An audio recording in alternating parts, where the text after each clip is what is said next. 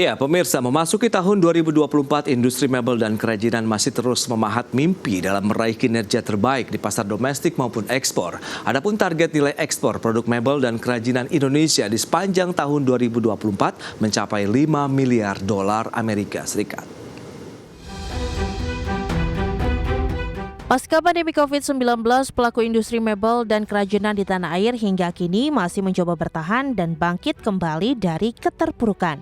Pelaku industri terus menggali ceruk baru dan mengoptimalkan pasar domestik mengingat kondisi perekonomian global masih tertekan kondisi geopolitik, sehingga menggerus pangsa pasar ekspor produk mebel dan kerajinan Indonesia. Himpunan Industri Mebel dan Kerajinan Indonesia (HIMKI) mencatat nilai ekspor produk mebel dan kerajinan Indonesia tahun 2023 mengalami penurunan 28% secara tahunan menjadi 1,8 miliar dolar Amerika dari sebelumnya 2,5 miliar dolar Amerika di tahun 2022. Di sisi lain, ada perubahan minat belanja masyarakat internasional yang lebih mengarah kepada kebutuhan pokok dengan mengurangi belanja terhadap produk sekunder dan tersier seperti kebutuhan peralatan rumah tangga termasuk mebel dan kerajinan.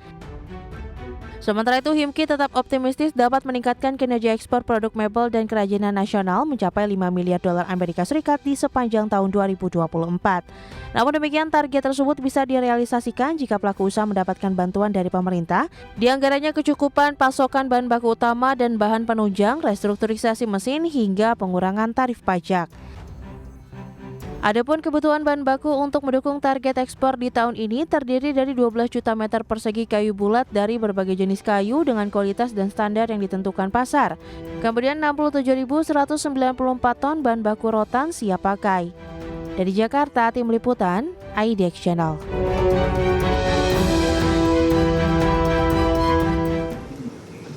Ya, pemirsa, untuk membahas tema menarik kita hari ini, industri furniture memahat mimpi di tahun 2024. Kita sudah tersambung melalui Zoom bersama dengan Bapak Abdul Sobur. Beliau adalah Ketua Umum Himpunan Industri Mebel dan Kerajinan Indonesia atau HIMKI. Selamat pagi, Pak Abdul Sobur. Selamat pagi Mas Pras, salam sehat selalu dan selamat tahun baru ya. Baik, salam sehat dan selamat tahun baru juga Pak Abdul Sobur. Terima kasih atas waktu yang disempatkan. Kita akan review terlebih dahulu Pak, sejauh mana sih kinerja dari industri mebel dan kerajinan kita begitu di sepanjang tahun 2023 lalu. Apakah trennya sedang naik atau sedang melandai? Silakan.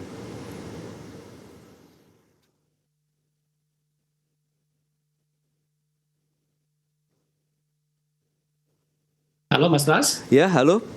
Pak Abdul Sobur, bisa mendengar suara saya dengan jelas? Jelas Pak. Oke, silakan Pak. Jadi memang seperti yang kami beritakan di akhir tahun, situasinya memang sedang mengalami penurunan yang cukup dalam tuh Mas Pras. Oke. Ya, ada kisaran sampai 28% rata-rata nasional ya.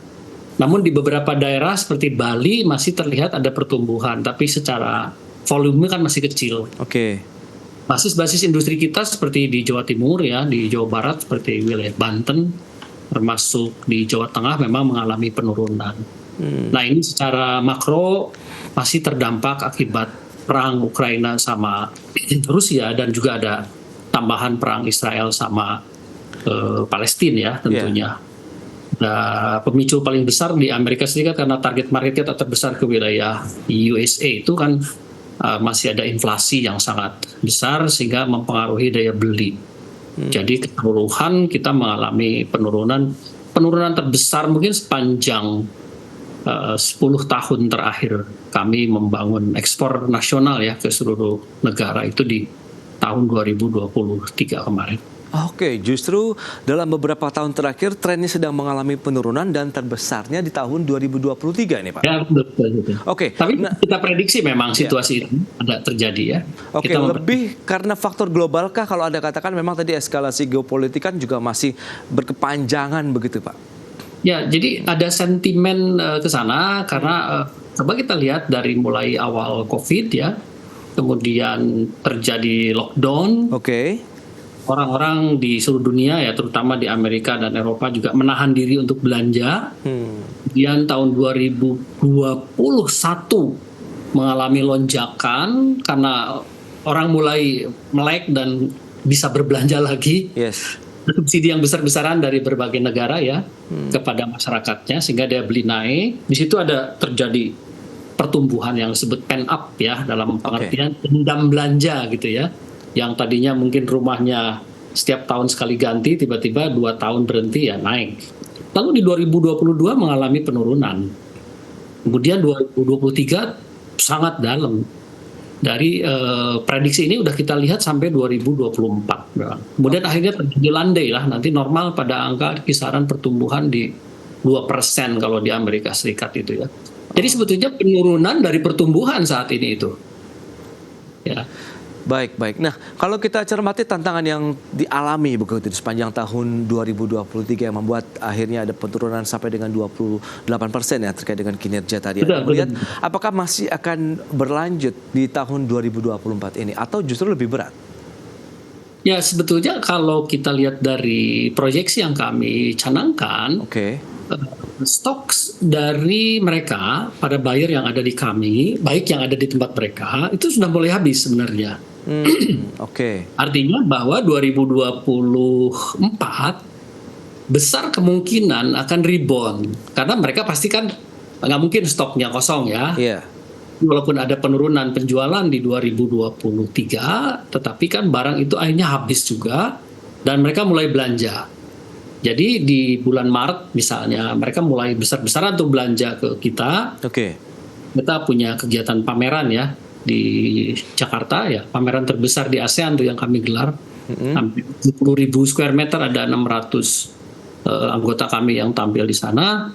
Nah, itu mencatat penjualan terbesar tuh di sana mulai terjadi itu. Dan itu kita bisa prediksikan sampai akhir tahun kita menghitung harusnya sih terjadi pertumbuhan. Walaupun tidak optimis terlalu besar ya, bangsa 5-6% mungkin harusnya terjadi lagi naik. Baik, itu potensinya di tahun 2024. Nah, kalau kita bicara mengenai tantangan, kemudian seberapa besar sih tingkat konsumsi bagi produk-produk mebel dan kerajinan begitu di era pasca pandemi begitu ya. Kita tahu juga apakah daya beli masyarakat sudah mendukung juga begitu untuk kinerja penjualan produk-produk mebel dan kerajinan, Pak Sobor.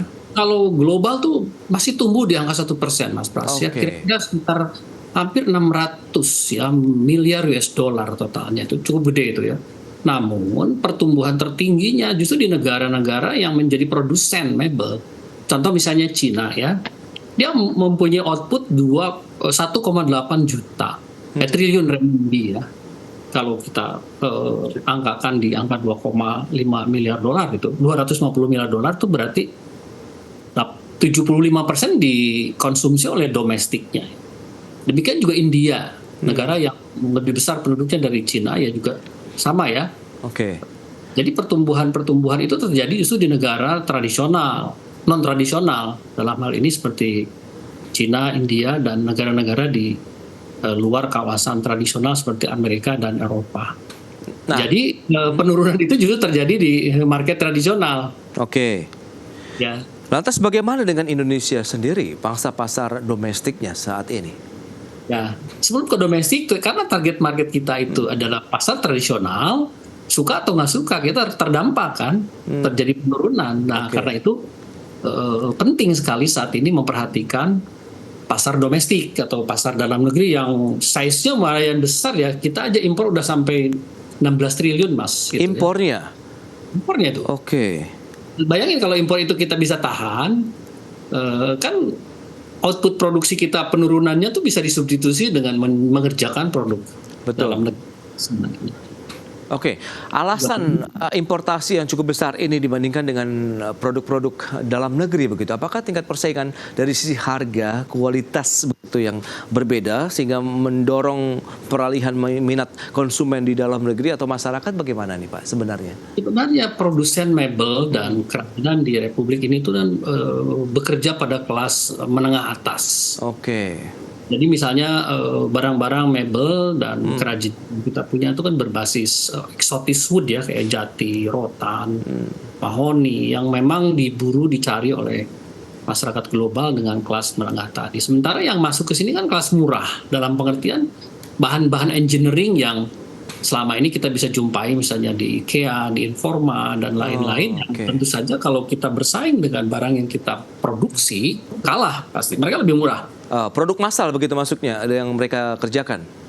massal ya, betul-betul massal dan global. Oke. Kemudian juga dengan teknik belanja yang nyaman misalnya kan, kita masuk ke IKEA ya, Iya, iya, lu iya. disuruh makan apa gitu ya. Tentu saja masif ya penjualan mereka ke sini. Dan yang lebih penting lagi, para eksportir ini belum terlatih sebetulnya untuk betul-betul bertempur di pasar domestik ini. Oh ya, eksportirnya justru mungkin fokus ke ekspor kan. iya ya, keasikan menggarap pasar luar negeri akhirnya sedikit terlupakan pangsa pasar domestik atau bagaimana kondisinya, Ya, Pak? tentu selama sekian puluh tahun ya kita bekerja udah lebih dari 35 tahun mau menggarap pasar ekspor kan, dengan riset dan inovasi setiap tahun yang kita lakukan untuk menuju atau meningkatkan pasar di dalam kan beda. Nah sekarang harus sudah mulai ada kesadaran yang kuat dengan penurunan ekspor yang cukup dalam. Oke. Aku nggak suka Himki bersama membernya udah harus melirik pasar dalam negeri ini diurus dengan seksama gitu ya, sehingga kita bisa punya daya tahan seperti Cina itu kan malah 70% tadi saya katakan Ya. kuat di pasar domestiknya ya. Oke, nah lantas bagaimana dengan peta persaingannya? Kalau Anda katakan tadi importasi dari produk mebel dan kerajinan saja sudah mencapai 16 triliun rupiah. Sementara justru eksportir tadi baru akan mencoba untuk mengisi dan mungkin mengambil ceruk yang sudah ada begitu Pak? Ya kalau kita target tadi di awal dikatakan $5 sampai 2024, tentu dengan catatan Mas ya. Karena kemarin ada COVID, ada perang lain, kemungkinan harus kita koreksi. Buat target ulang, di mana aspek-aspek pendukung seperti yang tadi disampaikan mengenai fokus market kita yang harus sudah mulai melirik ke pasar-pasar non-tradisional seperti India, China, Middle East, bahkan ASEAN ya yang paling dekat dengan kita itu harus sudah mulai diperhatikan. Karena ASEAN itu baru 3% kita masuk. Ya, kalau kita naik misalnya dengan penduduk jumlahnya hampir 600 juta kan dapat kita kuasai paling duluan. Nah, kalau untuk impor kita belum bisa mencegah karena itu kan regulasinya ada ASEAN China dan lain sebagainya ya, ada satu kondisi juga di WTO kita menahan mereka itu susah sebetulnya ya. Karena mungkin ada regulasi yang sifatnya global yang seperti di WTO. Paling mungkin kalau pemerintah serius mau menahan laju impornya dengan mungkin memindahkan pelabuhan ya, itu juga bisa ya.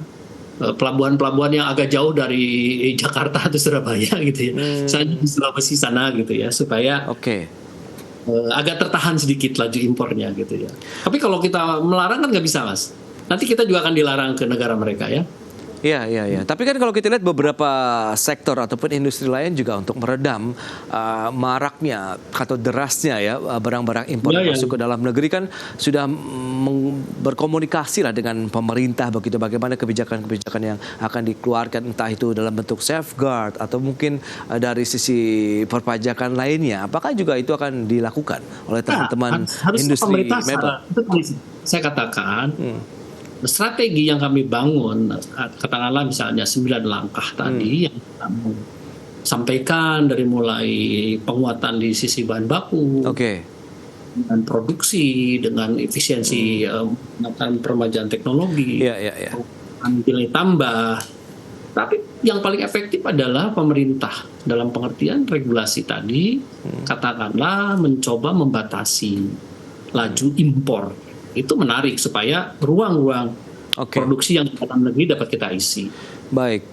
Ya, kita tahu Himki sudah mengeluarkan ada 9 rekomendasi ataupun saran ya strategi yang disiapkan begitu untuk menghadapi tahun 2024. Kita akan bahas nanti di segmen berikutnya Pak Abdul Sabur. Kita akan jeda dulu sebentar ya. Dan pemirsa, kami akan segera kembali usai pariwara berikut ini.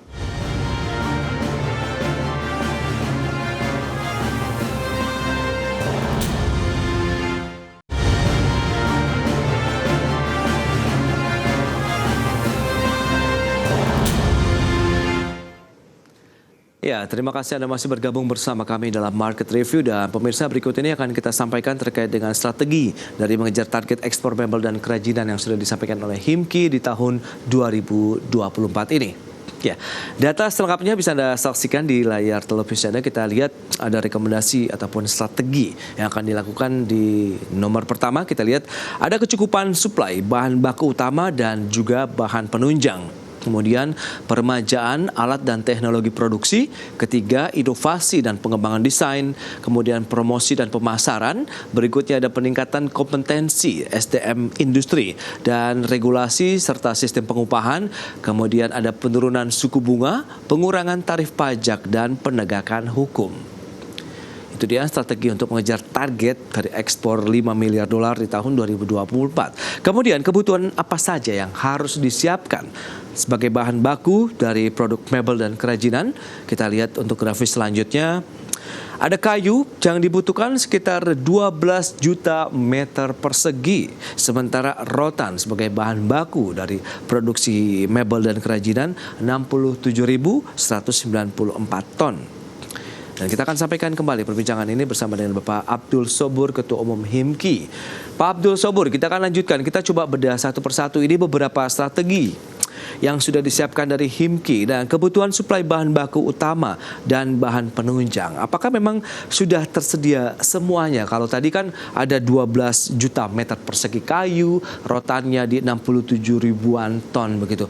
Jumlah yang sangat luar biasa, Pak Abdul Sobur. Jadi sebenarnya kayu itu kubik ya, bukan kubikasinya, oke. Tentu saja kita sangat mengharapkan suplai bahan baku ini aman ke industri ya. Kubik itu tadi berupa log sebenarnya, tapi kalau yang kita olah menjadi papan atau kemudian menjadi balok-balok yang siap untuk ke industri itu ya.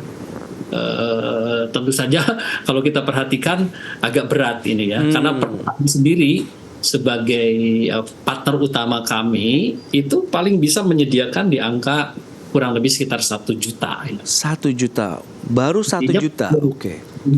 Artinya selebihnya harus dipasok dari masyarakat luas ya, tanaman yang dikelola oleh masyarakat ya. Artinya tanaman-tanaman industri yang memang biasa dikerjakan oleh masyarakat. Itu yang agak mengkhawatirkan karena memang tata kelola atau tata niaga yang ini kan harus dibentuk dengan baik. Kalau kita mau meningkatkan volume produksi, tentu saja bahan baku itu harus menjadi siap. Demikian juga dengan rotan. Ya. Nah, rotan berada di luar Jawa, terutama di Sulawesi dan Sumatera serta Kalimantan, sementara industrinya kan berbasis di Jawa. Jauh nih. Iya, betul. Nah, satu kondisi sekarang menyelundupnya makin marak ya.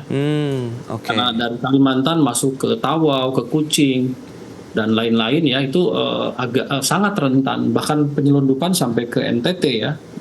Kita akan sulit sekali mendapatkan rotan yang optimal untuk masuk ke wilayah Jawa, khususnya misalnya ke Cirebon atau ke Soloraya sebagai basis industri rotan. Itu salah satu poin yang sedang kita coba benahi, dan lagi-lagi ini kan sebetulnya lebih di pemerintah. Bagaimana LHK juga punya perhatian yang serius terhadap hal ini.